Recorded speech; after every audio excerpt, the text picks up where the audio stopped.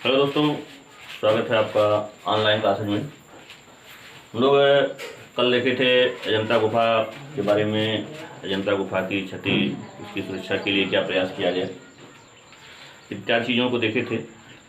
और आज देखते हैं अजंता गुफा के चित्रों का विषय क्या था, किस विषय को लेकर के यहाँ चित्रकारी की गई। दरअसल यहाँ चित्रकारी के विषय को लेकर के एक विद्वान हैं, वाचस्पति गैरोला, और इन्होंने अपनी पुस्तक भारतीय चित्रकला में चित्रों के विषयों का उल्लेख किए हैं। और इन्होंने उल्लेख करते हुए बताया कि अजंता की गुफा में चित्रण के 3 विषय रहे: रूप भेदिक, जातक कथाएं या वर्णनात्मक, और अलंकारिक। दोस्तों यहाँ अजंता गुफा में रूप भेदिक चित्रों में अगर हम लोग देखें तो यहाँ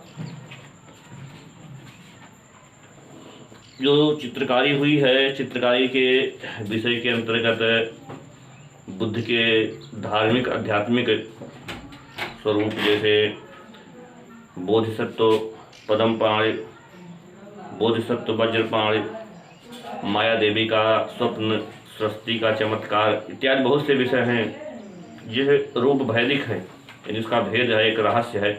जैसे हम लोग जो धर्म पढ़ेंगे, बौद्ध धर्म पढ़ेंगे, तो वहाँ भी देखेंगे कि गृह त्याग भगवान बुद्ध के गृह त्याग का प्रतीक जो है घोड़ा है, उनके ज्ञान प्राप्ति का प्रतीक जो है बोधि वृक्ष है, उनके मृत्यु का प्रतीक जो है महापरिनिर्वाण स्तूप है। तो ये कुछ चित्र हैं जिनके रूप जो है, जो भेद हैं, रहस्य हैं, वो छिपे हुए हैं। तो इस तरह के कई चित्र हैं अजंता की गुफा में। और दूसरा है वर्णनात्मक, यानी जातक कथाएं हैं, ये वर्णनात्मक रूप में है। दोस्तों जातक कथाएं बुद्ध के पूर्व जन्म की कहानी है, और माना गया है कि भगवान बुद्ध के रूप में जन्म लेने से पहले 547 बार विभिन्न योनियों में जन्म लिए। तो यहाँ जातकों की संख्या 547 है। तो इन जातक कथाओं का भी चित्रण अजंता की गुफा में हुआ है। और इसके अलावा अलंकारिक चित्र यानी चित्रों की शोभा बनाने के लिए पशु पक्षी, फूल पत्ती इत्यादि चित्रों को चित्रित किया गया है, जिससे चित्र की जो है शोभा बढ़ी रहे। तो ये चित्रण के 3 विषय बताए हैं भारतीय चित्रकला में, पुस्तक में वाचस्पति गैरोला के। तो यहाँ हम लोग अब देखते हैं अजंता गुफा के प्रमुख चित्र। दोस्तों अजंता गुफा में हम लोग देखे थे कि वर्तमान समय में केवल 6 गुफा में ही चित्र शेष बचे हैं, और बाकी चित्र समय के साथ नष्ट हो गए, या तो जो है कुछ लोगों के द्वारा नष्ट किया गया। तो इस समय हम लोग देखे थे कि गुफा संख्या 1, 2, 9, 10, 16, 17 गुफाएं हैं जिसमें चित्र शेष बचे हुए हैं, बाकी गुफाओं के चित्र नष्ट हो गए। तो हम लोग देखते हैं, एक एक गुफा करके देखते हैं, और देखते हैं सबसे पहले गुफाओं में गुफा संख्या 10 देखते हैं।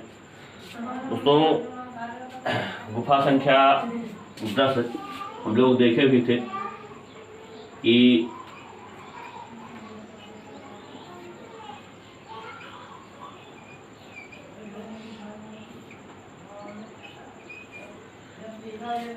गुफा संख्या 10 सबसे प्राचीन चित्रित गुफा है। हालांकि हम लोग देखे थे कि सबसे प्राचीन गुफा संख्या 13 है, लेकिन गुफा संख्या 13 में कोई चित्र नहीं बना हुआ है, और गुफा संख्या 10 में चित्र बने हुए हैं।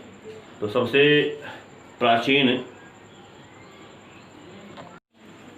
चित्रित गुफा संख्या 10 है। तो ये यहाँ देखते हैं गुफा संख्या 10 की हम लोग अगर बात करें तो यहाँ सबसे प्राचीन चित्रित गुफा तो है ही है, और साथ ही साथ यह हीनयान से भी संबंधित है। लोग देखे थे कि जो सबसे प्राचीन गुफा है वह हीनयान से संबंधित है, और साथ ही साथ सबसे प्राचीन चित्रित गुफा भी है।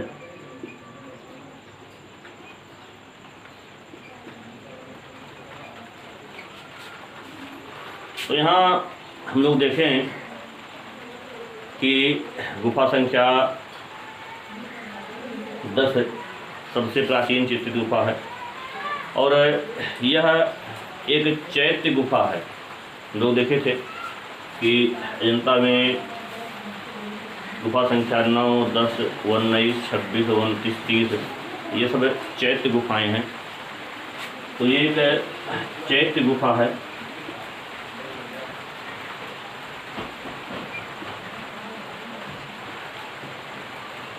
और गुफा संख्या 10 में एक और महत्वपूर्ण चीज़ है, इसका निर्माण समय।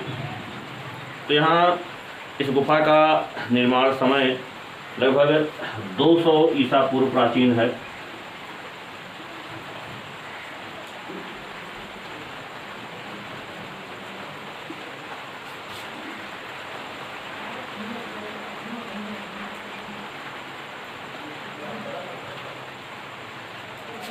अब देखते हैं इस गुफा में कौन कौन से प्रमुख चित्र बने हुए हैं, और किस गुफा में कौन से जातक सुरक्षित अवस्था में है। दोस्तों, जातकों की कहानी यहाँ अगर बताएंगे तो वीडियो थोड़ा सा ज़्यादा लंबा हो जाएगा। हम अलग से एक वीडियो बनाएंगे जिसमें जातक कथाओं की जो केवल चर्चा होगी कि किस जातक कथा की क्या कहानी है। हालांकि जातक कथा की कहानी को लेकर के कभी प्रश्न नहीं पूछा गया है, सिर्फ किस जातक का चित्रण किस गुफा में हुआ है प्रश्न यहीं से अधिकतर पूछा गया है। लेकिन एक आध बार पीजीटी में पूछ लिया गया है जातक कथाओं के अंदर से भी प्रश्न, इसलिए आप लोगों को जातक कथाओं को भी बताऊंगा। उसमें जितनी भी जातक कथाएं हैं 547 तो नहीं, लेकिन जितनी जातक कथाएं मिलती हैं उन सारी जातक कथाओं की हम चर्चा एक बार करेंगे। जब जातक कथा बनाएंगे बताएंगे तब पुनः जो है आप लोगों से पूछा जाएगा कि क्योंकि तब तक हम लाइव आएंगे कि किस जातक कथा का चित्रण किस गुफा में हुआ है, उसकी कहानी हम बताएंगे आप लोगों को। तो आइए देखते हैं यहाँ गुफा संख्या 10 में कौन कौन से प्रमुख जातक हैं जिसके चित्र बने हुए मिले हैं। तो यहाँ देखते हैं प्रमुख जातक।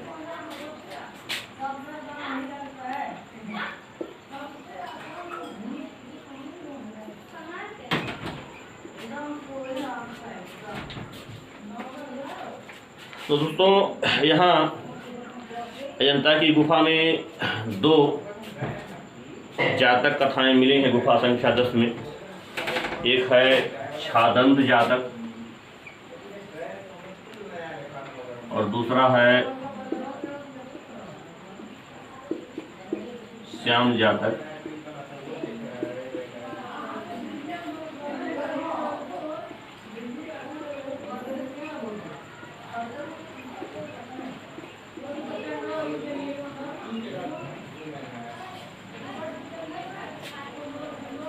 दोस्तों, छादंत जातक थोड़ा सा बता दे रहे हैं। छादंत जातक एक हाथी है जिसके 6 दांत है, उसकी कहानी है। और श्याम जातक यानी एक काला लड़का है और उसकी कहानी श्रवण कुमार से मिलती जुलती है। हम विस्तार से बताएंगे आप लोगों को। और यहाँ 10वीं गुफा का एक हम लोग चित्र देख लेते हैं। दोस्तों, यहाँ 10वीं गुफा में एक राजा का चित्र बना हुआ है और वह अपनी 10 रानियों के साथ बोध वृक्ष की पूजा के लिए जा रहा है। और इस दृश्य में महिला नर्तकियों और वादकों को भी चित्रित किया गया है। अभी हम लोग देखेंगे यहाँ एक बोध वृक्ष की पूजा करने के लिए जा रहा है मानव समूह। और एक और चित्र देखेंगे उसमें गुफा संख्या 9 में देखेंगे, और गुफा संख्या 9 में भी जो है एक चित्र है, हम लोग उसकी चर्चा भी गुफा संख्या जब 9 देखेंगे तब उसकी चर्चा करेंगे। और वहाँ स्तूप पूजा के लिए जाता हुआ मानव समूह है गुफा संख्या 9 में, और यहाँ बोधि वृक्ष की पूजा करने के लिए जाता हुआ मानव समूह है। तो थोड़ा सा ध्यान रखिएगा कि क्या पूछा है, स्तूप पूजा पूछा है कि स्तूप पूछा है कि बोधि वृक्ष पूछा है। अगर स्तूप पूछेगा तो गुफा संख्या 9 में रहेगा, और बोधि वृक्ष पूजा पूछेगा तो गुफा संख्या 10 में रहेगा। तो ये गुफा संख्या 10 का जो है एकमात्र चित्र है।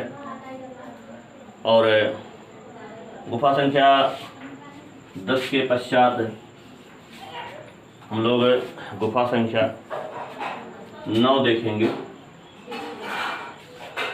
तो यहाँ गुफा संख्या 9 में कोई जातक नहीं है, यहाँ केवल चित्र ही चित्रित हैं, या हो सकता है कि जातक रहा हो और समय के साथ वह नष्ट हो गया हो। देखते हैं गुफा संख्या 9, और गुफा संख्या 9 भी एक चैत्य गुफा है।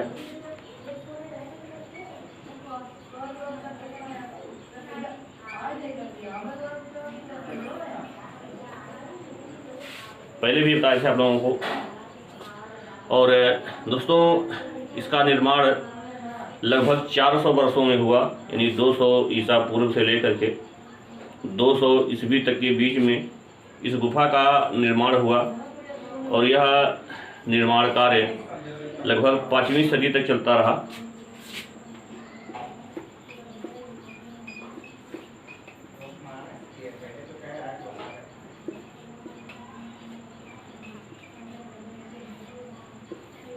निर्माण समय यानी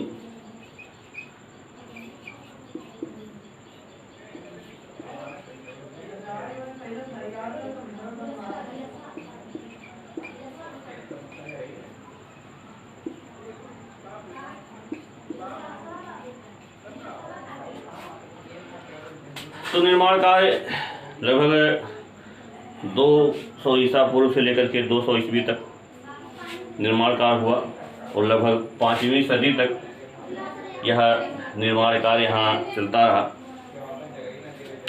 यहाँ देखते हैं कौन कौन से प्रमुख चित्र बने हुए हैं इस गुफा में। 9वीं गुफा के जो प्रमुख चित्र कौन कौन से हैं उसको देख लेते हैं। तो यहाँ 9वीं गुफा के अगर हम लोग प्रमुख चित्र की बात करें तो इन प्रमुख चित्रों में नागराज सेवकों के साथ उड़ती हुई अप्सराएं,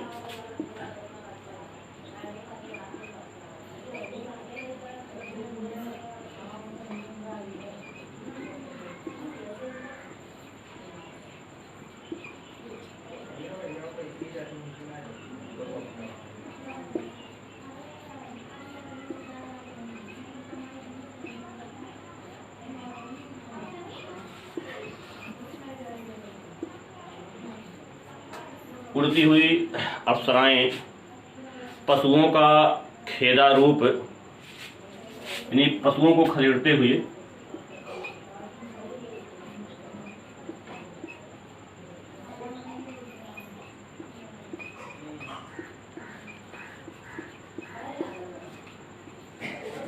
पशुओं का खेदा रूप, स्तूप पूजा के लिए जाता हुआ मानव समूह। हम लोग वहाँ बोधि वृक्ष देखे थे, यहाँ देखते हैं स्तूप।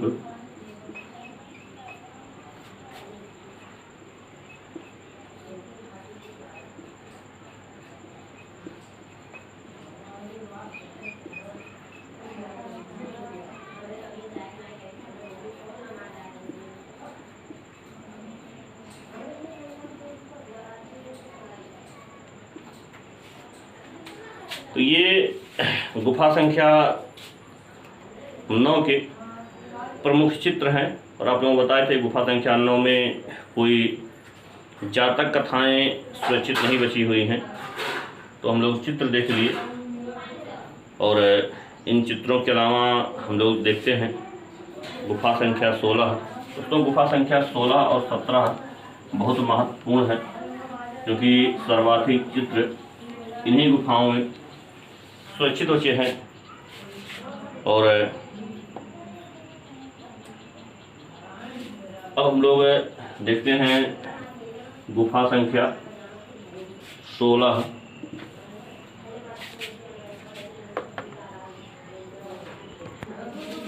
दोस्तों ये गुफा संख्या 16 है। आप लोगों को बताया कि महत्वपूर्ण गुफा है।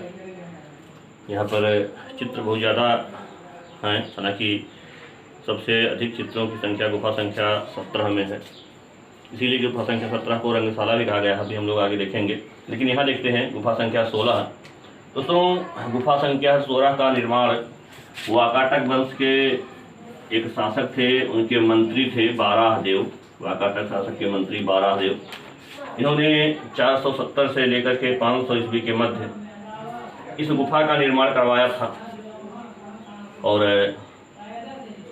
इस गुफा में कुछ जातक कथाएं हैं और कुछ चित्र हैं। तो यहाँ अगर हम लोग देखें जातक कथा, तो यहाँ पर 3 जातक सुरक्षित अवस्था में हैं। एक तो आपका हस्ती जातक है, महाउमग्ग जातक है और सुता सोम जातक है। ये 3 जातक हैं। और इसके अलावा यहाँ पर कुछ बहुत प्रसिद्ध चित्र हैं जिसे बार बार पूछा जाता है, तो हम लोग प्रमुख चित्र देख लेंगे। यहाँ के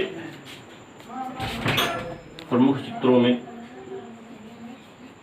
सबसे फेमस चित्र है मरासन राजकुमारी।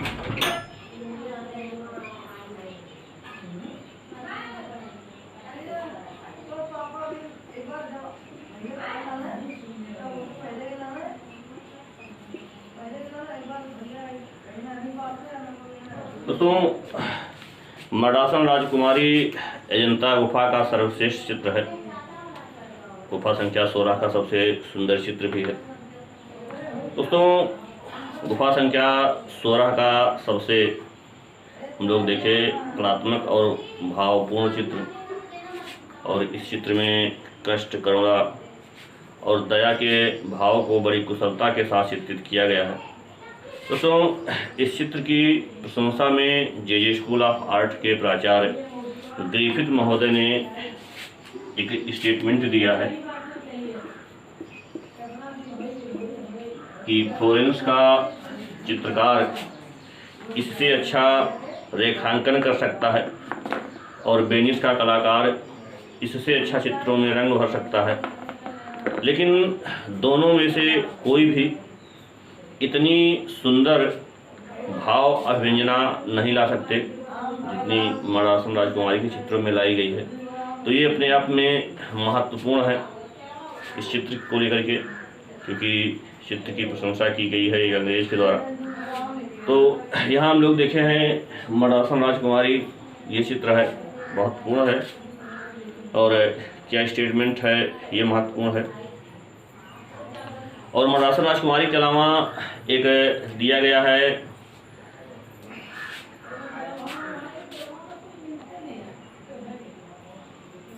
वो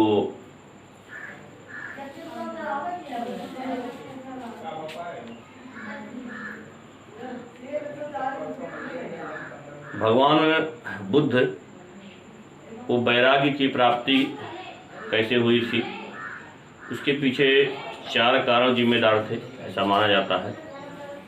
ऐसा माना जाता है कि महाराजा शुद्धोधन जब देखे कि पुत्र युवा हो गया है, तब इन्होंने राज्यपाट की जिम्मेदारी पुत्र को देने की सोची और इस जिम्मेदारी के क्रम में बुद्ध अपने सारथी छंदक के साथ नगर में निकले और उन्होंने सबसे पहले एक वृद्ध को देखें। इसको 4 महाचिन्ह कहा गया है, मुझे ध्यान नहीं आ रहा था कि 4 महाचिन्ह कौन कौन से हैं। यहाँ बौद्ध धर्म में तो 4 आर्य सत्य है। धर्म में है दुख, दुख समुदय, दुख निरोधगामिनी, दुख निरोधगामिनी प्रतिपदा, वो 4 आर्य सत्य वहाँ है। यहाँ 4 महाचिन्ह हैं। वृद्ध, रोगी, मृतक, सन्यासी। कभी कभी क्रम पूछ लेता है कि पहले नंबर पर कौन है, दूसरे नंबर पर कौन है, तो ये थोड़ा सा देखिएगा। वृद्ध, रोगी, मृतक, सन्यासी। तो यहाँ भगवान बुद्ध नगर में निकले तो सबसे पहले इन्होंने वृद्ध को ही देखा और कंथक से पूछा, सारी छंदक से, कि ये कौन है। इन्होंने बताया कि यह एक वृद्ध है। तो उन्होंने पूछा कि वृद्ध क्या होते हैं। कहे जब उम्र की अंतिम अवस्था आ जाती है तब व्यक्ति वृद्ध हो जाता है और वृद्ध होने के पश्चात जो तमाम बीमारियां उसे घेर लेती हैं और उसकी मृत्यु हो जाती है।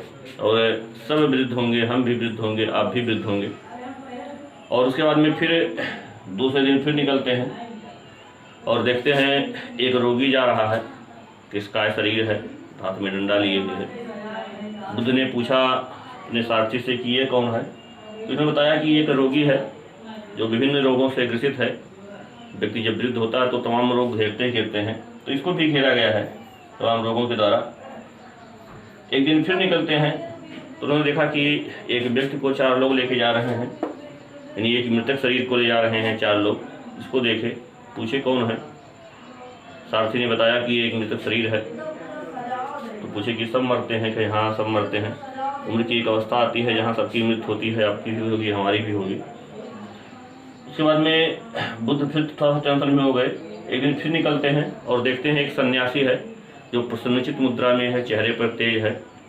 बुद्ध को लगा कि ये बंदा सही आदमी है और इन्होंने कहा कि मुझे ही बनना है, सन्यासी ही बनना है। और एक दिन अपने परिवार को छोड़ करके सोते हुए 29 वर्ष की उम्र में ये घर छोड़ करके निकल जाते हैं ज्ञान प्राप्ति की तलाश में। तो ये 4 महाचिन्ह का भी चित्र जो है यहाँ गुफा संख्या 16 में है। मर्दासन राजकुमारी का भी चित्र गुफा संख्या 16 में है। इसके अलावा एक इसी को गृह त्याग भी कहा गया है। इस चित्र को 4 महाचिन्ह को कभी कभी पूछ लेगा कि गृह त्याग का चित्र कहाँ से है, पर है, तब भी थोड़ा सा ध्यान दीजिएगा, क्योंकि इन्हीं 4 महाचिन्हों को देख करके इन्होंने घर त्यागा था। तो अगर गृह त्याग पूछे या 4 महाचिन्ह का चित्र पूछे तो गुफा संख्या 16 ही लगाइएगा। इसके अलावा एक चित्र और मिला हुआ है जिसमें महाराजा अजातशत्रु जुलूस के साथ बुद्ध से मिलने के लिए जा रहे हैं। और इसी चित्र के दूसरे हिस्से में दिखाया गया है कि बुद्ध और अजातशत्रु का मिलन हो गया है और उनको मिलते हुए दिखाया गया है। तो यहाँ अजातशत्रु का बुद्ध से मिलन, ये भी चित्र महत्वपूर्ण है। ये भी यहाँ चित्रित है गुफा संख्या 16 में। और दोस्तों एक है तुषित स्वर्ग, यानी तुषित स्वर्ग का चित्रण भी गुफा संख्या 16 में है। असल में तुषित स्वर्ग में दिखाया गया है कि भगवान बुद्ध तुषित स्वर्ग में अपने अंतिम जन्म लेने हेतु अवतरित होते हुए इनको चित्रित किया गया है। दोस्तों ये तुषित स्वर्ग, अजातशत्रु का बुद्ध से मिलन, बुद्ध का गृह त्याग या 4 महाचिन्ह, मर्दासन राजकुमारी, ये कुछ फेमस चित्र हैं। इसको आपको याद करना ही करना है। इसके अलावा यहाँ और भी बहुत से चित्र चित्रित किए गए हैं इस गुफा संख्या 16 में। और अन्य चित्रों में एक चित्र है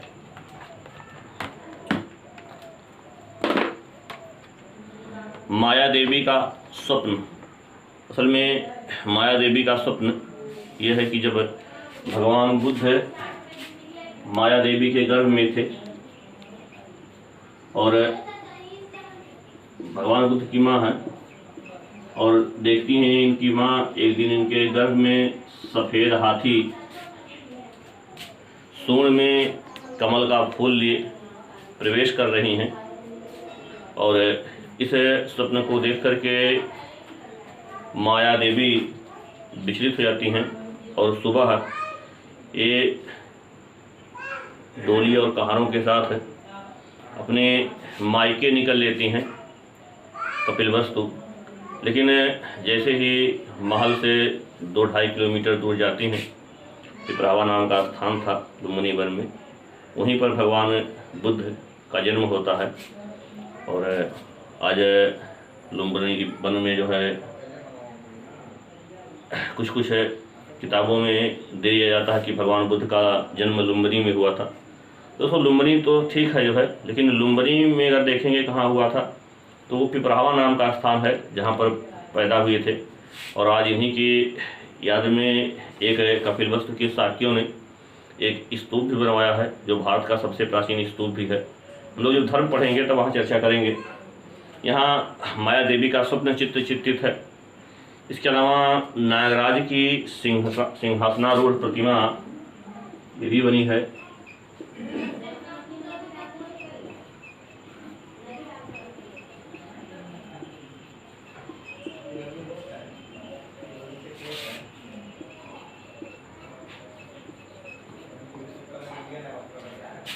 ये भी महत्वपूर्ण है। बुद्ध की शैशवावस्था, बुद्ध की पाठशाला,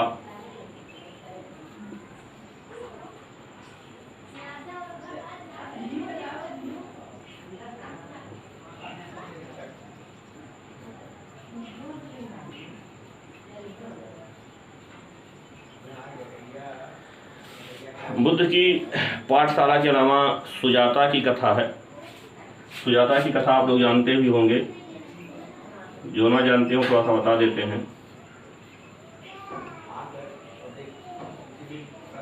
दोस्तों सुजाता एक सैनिक की पुत्री थी और जब भगवान बुद्ध काशी के 5 ब्राह्मणों के साथ, वाराणसी के 5 ब्राह्मणों के साथ, या कह सकते हैं उस समय सारनाथ के 5 ब्राह्मणों के साथ तपस्या कर रहे थे। कहते भगवान बुद्ध उस समय जीर्णशीर्ण स्थिति में आ गए थे तपस्या करते करते। और उसी समय एक सैनिक की पुत्री सुजाता इनको खीर भेंट की बुद्ध को, और बुद्ध वो खीर खा लिए। इससे इनके साथ 5 ब्राह्मण जो तपस्या कर रहे थे वो नाराज होकर चले गए। और बाद में बुद्ध आते हैं बोध गया और यहाँ इन्होंने 49 दिन तक लगभग तपस्या किए और बुद्ध पूर्णिमा को जो है इनको ज्ञान प्राप्त हुआ। और ज्ञान प्राप्त होने के बाद में उन्हीं 5 ब्राह्मणों को सबसे पहले उपदेश दिए जो नाराज होकर के बुद्ध का साथ छोड़ करके चले गए थे। तो वो धर्म में विस्तार से देखेंगे तो सुजाता की कथा का भी चित्रण यहाँ गुफा संख्या 16 में हुआ है। और इसके बाद में दोस्तों गुफा संख्या 17 बचता है। गुफा संख्या 17 महत्वपूर्ण है और गुफा संख्या 17 बनाएंगे तो वीडियो बहुत लंबा बन जाएगा, इसलिए गुफा संख्या 17 और बाकी अन्य गुफाओं के चित्र हम लोग कल अगले वीडियो में देखेंगे। और इस वीडियो में बस इतना ही। धन्यवाद।